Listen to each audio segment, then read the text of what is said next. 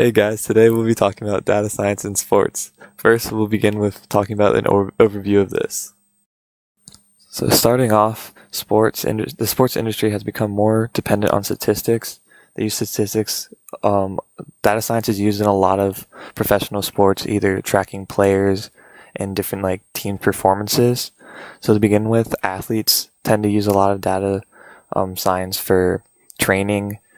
Mostly athletes have different body types, which requires different types of training, which is more effective for them. So they use different data collections to kind of teach them which ways they train the best. Also, because of all the training they do, they use analysis to improve their training. So figuring out which exercise helps them the best with increasing their speed or jumping ability. Coaches are also use data science a lot to help them find tendencies of what helps their players the best to succeed and kind of form game plans against opponents to figure out which techniques would help beat their opponents the most. Another form of data science people use, they use it to keep players safe and healthy. Different data science is used to decrease risk of injury on and off the field. Data science is used to teach proper form and lifting and other training techniques. Also, they to prevent injury, they make rules based on what kind of hits or kind of plays that happen that are increase injury risks. So they use data science for that. Also, not just athletes use data science. Normal people can use it, such as using your Fitbit, Apple Watches, and health apps. This kind of tracks your calories and amount of steps you take to help you have a healthier lifestyle. Now we're going to focus on how data science affects defense in baseball. One of the defensive moves in baseball is a shift. A shift is a term to describe a defensive realignment from the standard positions to blanket one part of the field. They are defined as three or more infielders being on the same side of second base. Different teams shift based on different hitters, specifically right versus left-handed hitters. Mike Trout is a right-handed hitter, and you can see the defense shifts according to where he's most likely to hit the ball. Christian Yelich is a left-handed hitter, and you can see that the teams shift based on where he's most likely to hit the ball. That heat map is more specific for when batters are on first, but in general, the heat map should be flipped for Christian Yelich with regards to Mike Trout because he's a left-handed hitter. Now we're going to talk about data science in baseball with regards to pitching. Pitching is notorious for being one of the most difficult tasks in sports. In order to help batters better bat and pitchers better pitch, heat maps can be generated to evaluate where a pitcher is most likely to throw the baseball based on the type of pitch and pitch count. The first heat map on the left is Mariano Rivera, who's throwing a cutter, and he's versus left-handed pitchers, and you can see where the ball is most likely to go.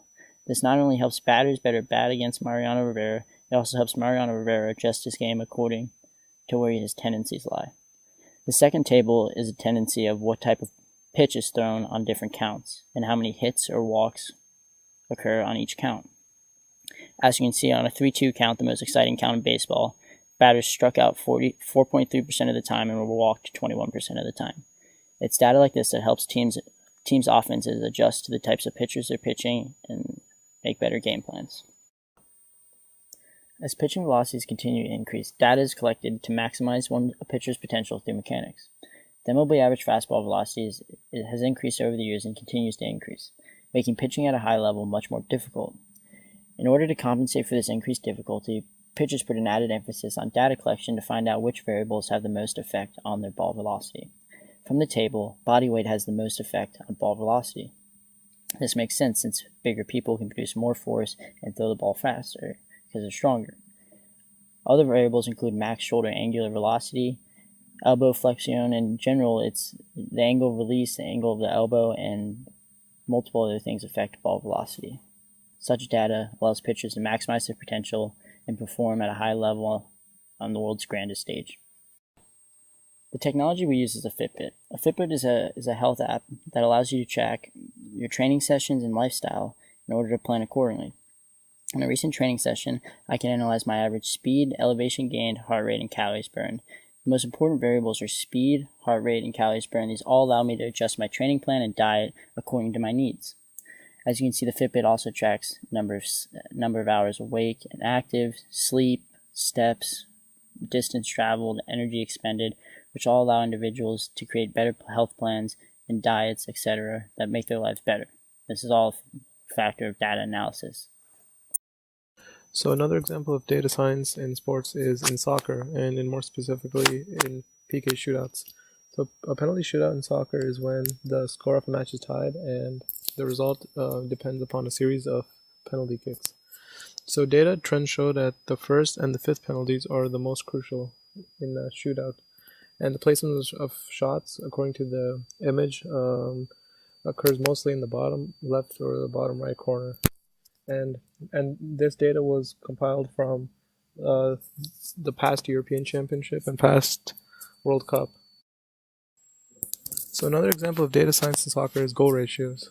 So in soccer, scoring goals wins teams games. Therefore, having players that score consistently can help a team in reaching their objectives and winning trophies.